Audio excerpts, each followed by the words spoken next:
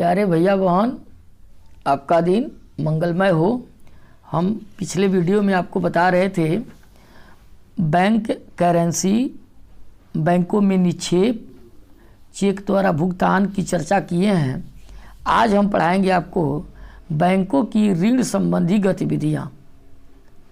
Bank में कैसे रुपये जमा किए जाते हैं और बैंक से कैसे कर्ज लिए जाते हैं, इसके विषय में आज चर्चा करेंगे। देखिए, बैंक जो है, बैंकों की कहानी अब आगे बढ़ रही है।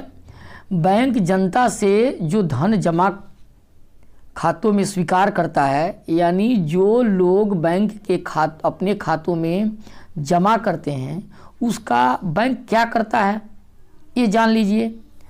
एक बहुत ही अच्छी बात है, एक बहुत ही अच्छी क्रियाविधि है बैंक के मामले में कि जो राशि हम बैंक में जमा करते हैं उस जमा राशि को बैंक स्वीकार करता है और जमा राशि का 15% बैंक अपने पास रखता है, ताकि बहुत सारे लोग पैसे लेने और देने के लिए भी आते हैं इसके लिए, और शेष राशि को अन्य कार्यों में वो लगाता है।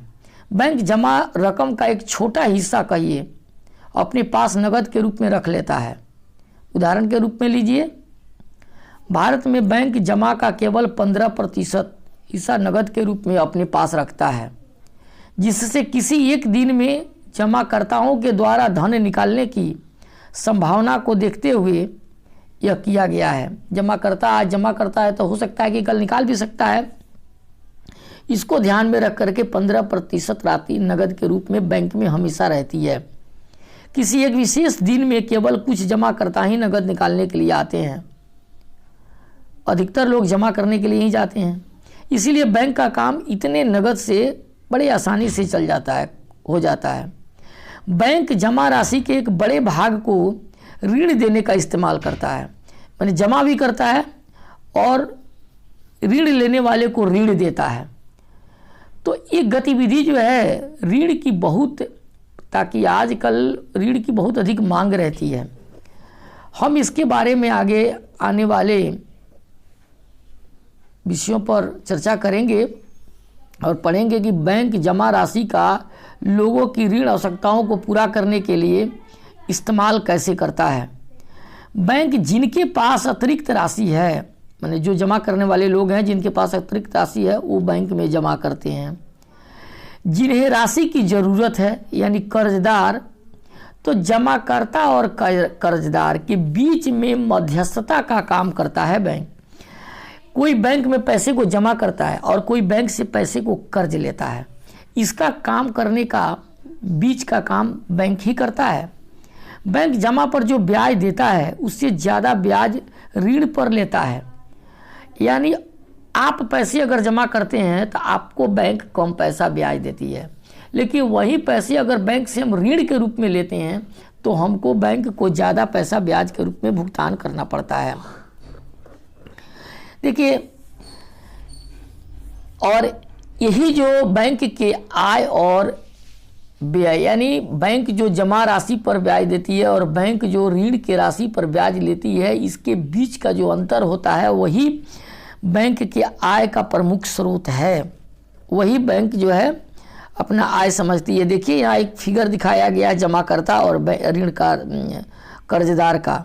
जमाकर्ता लोग जमा करते हैं और धन निकालने और ब्याज पाते हैं। कुछ लोग ऋण लेते हैं और ऋण लौटाते हैं और ब्याज भी देते हैं।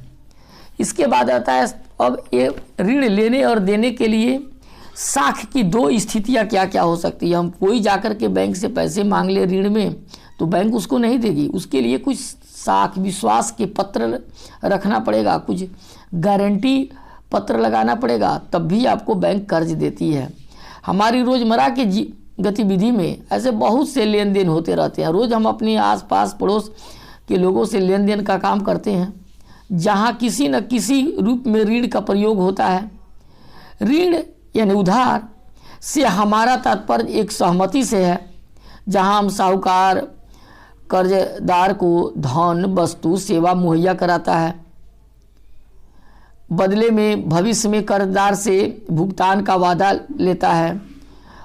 अब हम निम्नलिखित दो उदाहरण दे सकते हैं, ऋण की क्या भूमिका होती है, किस प्रकार से हम ऋण लेते हैं और उसको कैसे चुकाते हैं। देखिए, एक मौसम का त्यौहार का एक मौसम है, एक कहानी है, एक बताते हैं। 2 महीने बाद त्यौहार का मौसम है और जूता निर्माता जो सलीम नाम का एक व्यक्ति है,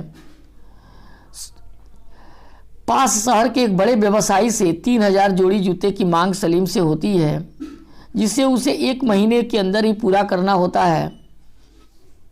उत्पादन के काम को समय पर पूरा करने के लिए सलीम को सिलाई और चिपकाने के काम के लिए अतिरिक्त मजदूर रखने की ज़रूरत पड़ती है। उसे कच्चा माल की भी खरीदना पड़ता है। इन सभी खर्चों को पूरा करने के लिए सलीम 2 तरह से ऋण लेता है। पहला है कि वह चमड़ा व्यापारी से चमड़ा अभी देने का प्रस्ताव रखता है, जी हमको अभी चमड़ा आप दीजिए और बाद में हम आपके चमड़े का भुगतान करेंगे। दूसरा, वह इस बड़े व्यापारी से 1000 जूतों के लिए अग्रिम भुगतान के रूप में नगद कर्ज ले लेता है, यानी एडवांस जिसको कहिए, ले लेता है तथा महीने खत्म होने से पहले पूरा ऑर्डर पहुंचाने का वादा करता है। जो महीना खत्म होने से पहले हम आपका ऑर्डर को पूरा कर देंगे। महीने के आखिर में सलीम जूते पहुंचाने में कामयाब होता है, उससे अच्छा खासा लाभ भी हो जाता है। जब जैसे जूते लेकर जाता है 3000 ही जोड़े जूते का दाम उससे लेता है। 1000 जोड़े जूते का दाम तो वह एडवांस के रूप में ले लिया रहता है, 2000 जोड़ी जूते का दाम वो बाद में लेता है और उसी से वह चमड़े वाले को पैसा भी लौटा देता है और उसकी अपनी कमाई भी हो जाती है। एक ऋण लेने का ये भी तरीका है। सलीम उत्पादन के लिए कार्यशील पूंजी की ज़रूरत को ऋण के द्वारा पूरा करता है। वो ऋण लेता है, लेकिन देखिए कहीं उसको ऋण का ब्याज नहीं देना पड़ा, लेकिन ऋण लिया और काम भी किया। ऋण उसे उत्पादन के कार्यशील खर्च और उत्पादन को समय पर पूरा करने में मदद भी दिया और वह अपनी कमाई बढ़ाया भी। इस प्रकार ऋण एक महत्वपूर्ण तथा सकारात्मक भूमिका अदा करता है। इस पर कहीं उसको ब्याज नहीं लगा। लेकिन अब एक दूसरा उदाहरण हम आपको बताते हैं स्वप्ना की समस्या का। एक छोटी किसान स्वप्ना अपनी 3 एकड़ ज़मीन पर मूंगफली उगाती है। वह उस उम्मीद पर फसल तैयार होने पर कर्ज को अदा कर देती है, यानी वह जो है इस उम्मीद पर फसल तैयार होने पर कर्ज को अदा कर देगी, इस आशा और उम्मीद को लेकर के खेती के खर्च के लिए साहूकार से वह ऋण लेती है। फसल पर कीटनाशक से हमले से फसल बर्बाद हो जाता है। हालांकि स्वप्ना फसल पर महंगी कीटनाशक दवाइयाँ छिड़कती है, फिर भी इससे कोई खास फर्क नहीं पड़ता है। वह साहूकार का कर्ज लौटाने में असफल रहती है, समय पर कर्ज नहीं दे पाती है और साल के अंदर यह कर्ज बड़ी रकम बन जाता है। अगले साल स्वप्ना खेती के लिए दोबारा उधार लेती है, दोबारा कर्ज लेती है। इस साल फसल सामान्य रहती है, लेकिन इतनी कमाई नहीं हो पाती कि वह अपना कर्ज वापस कर सके। वह कर्ज में फंस जाती है, डूब जाती है। उसे कर्ज को चुकाने के लिए अपनी ज़मीन का एक छोटा सा हिस्सा भी बेचना पड़ जा रहा है। ये भी एक कर्ज की स्थिति है। एक कर्ज लिया तो मुनाफा कमाया, ब्याज नहीं दिया। एक कर्ज लिया तो उसको यहाँ तक नौबत आ गई कि अपनी ज़मीन भी बेचकर कर्ज वापस करना पड़ा। ग्रामीण क्षेत्रों में साख की यानी विश्वास की मुख्य मांग फसल उगाने के लिए होती है। लोग फसल पर ही विश्वास दिलाते हैं और ऋण लेते हैं। फसल उगाने में बीज, खाद, कीटनाशक दवा, पानी, बिजली, उपकरण की मरम्मत इत्यादि पर काफ़ी खर्च होता है।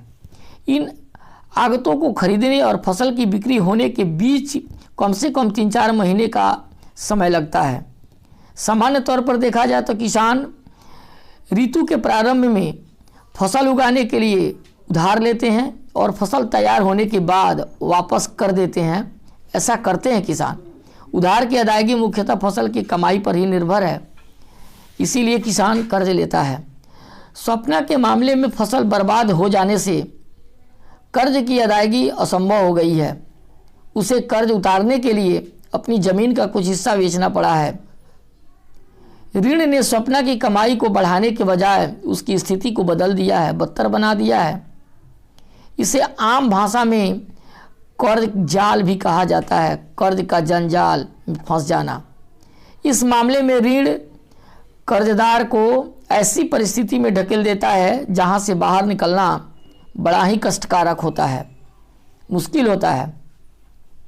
ऐसे स्थिति में ऋण आय बढ़ाने में सहयोग करता है, जिससे व्यक्ति की स्थिति पहले से बेहतर हो जाती है। तो एक स्थिति में ये भी है। दूसरी स्थिति में फसल बर्बाद होने के कारण ऋण व्यक्ति को अपने जाल में फंसा देता है। तो सपना को कर्ज उतारने के लिए अपनी ज़मीन का एक हिस्सा बेचना पड़ता है। तो स्पष्ट है कि उसकी स्थिति पहले की तुलना में अब खराब हो गई है। ऋण उपयोगी होगा या नहीं, यह परिस्थिति के खतरों और हानि होने पर प्राप्त सहयोग की संभावना पर निर्भर करता है, समय पर निर्भर करता है और मौसम पर निर्भर करता है कि हमारे साथ मौसम कैसा साथ देगा। अगर साथ दिया तो कमाई हो गई, साथ नहीं दिया तो कमाई जीवन बदतर हो गया। तो आज के लिए इतना ही, धन्यवाद।